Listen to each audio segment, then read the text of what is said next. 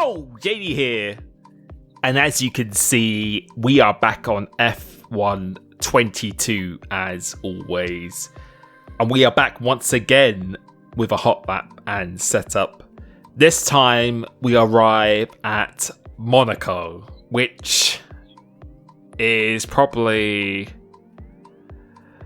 a Hotlap and setups and time trial person's nightmare when it comes to doing this track. And you can see quite a few ABS runners are quite high up on the leaderboard, because this track definitely does favour that, because locking up is pretty common around here. And yeah, we're going to take you through exactly the same format as I did before, so show you a lap uninterrupted first, and then we will break it down.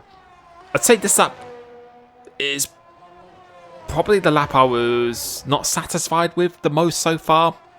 Suffering of a little bit of an injury actually at the moment on my wrist. I don't know if that's related to playing F1 games. I think it's actually in the gym. I've kind of tweaked something, and when you're doing this track, it's not always the best thing to have pain in the hand when you're driving around. But yeah, I felt there was a good, I think up to 3/10 more in this lap itself. But with the setup, I was very happy with it. I got up to speed very quickly, and as I said before, when I get up to speed very quickly, and around here I got into the very low 9s after 8 to 10 laps or something like that, then I feel that's a pretty good setup. And we will come back and do all the tracks and attempt to reclaim or take the world record itself. But yeah, this track here as well, quite like with real F1, I feel like these cars are a little bit too big and clunky for the track itself. And no, in time trial around here, I don't think it really gives a true reflection of the pace, because when you're doing an online race, or especially if you're doing a league race where damage is turned on, you can't really bounce around the walls, which it does allow you to do in this time trial.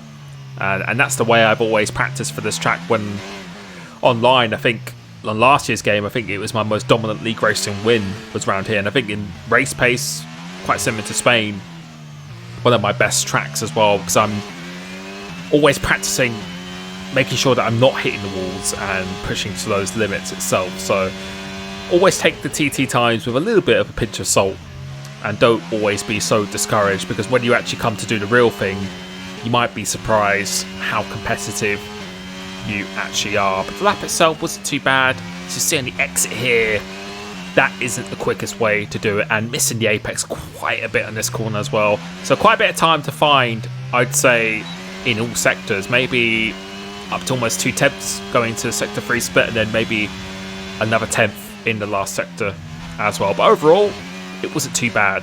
But what we'll do now is we will start the lap itself. So we'll stop it right here where the start line is, and we will start to break it down. So going into turn 1, no real reference point, but basically before you get to a shadow, so a car length before a shadow, that's where we'll be breaking a straight line. Missing the wall on the left, take a fair amount of curb on the inside, so about half the curb, and try and kiss the wall and just obviously miss it on the outside.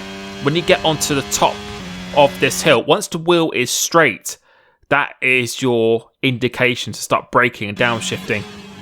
Carry a lot of speed through here. Try and keep it nice and tight, so don't let it drift to the middle of the track. Once you go for that left, immediately start turning to the right. Get as close as you can to the inside wall. Keep to this left-hand side, and then go through into here. If you look at this yellow barrier, you're braking about a car length before that. So brake all the way in a straight line. As usual, as you turn in, come off the brakes to avoid the wheels locking. Go in the straight line. As the wheel is straight once again, that's your turning point. Try and do quite a late apex here. Otherwise, if you turn too early, it'll make it too tight. Go just over the middle of the track, so you don't want to be going out any further than this. Going into the right-hander, take a bit of curb on the inside just to hook yourself round. Go straight for a second or so. Just after the shadow finishes, that is your turning in point. And then gradually go on the power. Going through into the tunnel section now. Don't want to be too tight here, because that will actually score off a little bit of speed. But coming into this one, we are using the 100 meter board, but it's as you pass this, that's when you want to start braking and turning in. Get as close as you can into this one. And then crucial that you hook the inside of this curb, because it will gain you a significant amount of lap time. So you don't want to be bounced across there. You want to hook that inside nice and smooth on the power. And then going through this section, we'll probably go be slow motion the whole time, but just before the 50 meter board, that is your braking and turning in point. So as we pass that, close as you can to this wall, close as you can to the wall on the exit, kiss this curbs, both of these curbs, and then always want to be turning in pretty early, as close as you can to the barrier once again. But then going through into this one, don't want to be hitting the curb quite as much as this. So I'd say maybe half a car length to the right, because you can see that has actually bounced me out. So not quite as much there.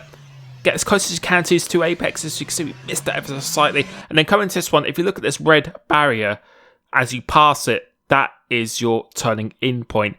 So as you pass that there, close as you can to this curb, go on the power nice and smoothly, once in a straight line, and nice and tight to the wall to minimise the distance. And it's a 109.020, which I wasn't really that happy with, if I'm being honest. I think out of all the laps so far, I think that's the one where I could actually gain the most time. And you can see we're quite a bit up going through to here, but just a little mistake and you lose absolutely everything. On this game in TT, if you make one mistake, you just lose so much time. And you can see that was enough for 8th place on the leaderboard out of 48,000.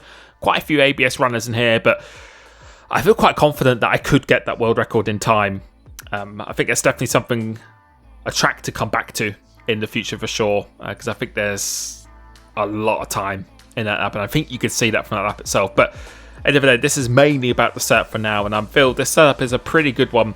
I think it's exactly the same as what the fastest time is running as well, and it did feel quite nice and stable for me in itself. And you can see 141427, so a bit more of a 2021 vibe with the suspension, because you've got long sweeping corners where you just want the car to stick rather than rotate too much, and then a pretty standard brakes and tyre pressures. So a lot of people are asking me, do I use this for the races itself? The answer is yes. I've been using these online, all my Hotlap and setups. If you go through my playlist, and they've been working very, very well. No doubt there'll probably be some updates as the game does go on, but if you join my YouTube membership, if you click that join button next to subscribe, I do post all my updated setups for when I do league racing and throughout the game itself. Any updates I have, instead of making 20 new videos per track, I do put it in there. So if that's something you're after, that is one of the benefits as well. So thank you so much. I really hope you're enjoying the game so far. You're finding these useful, and I'll be catching you very soon. Peace.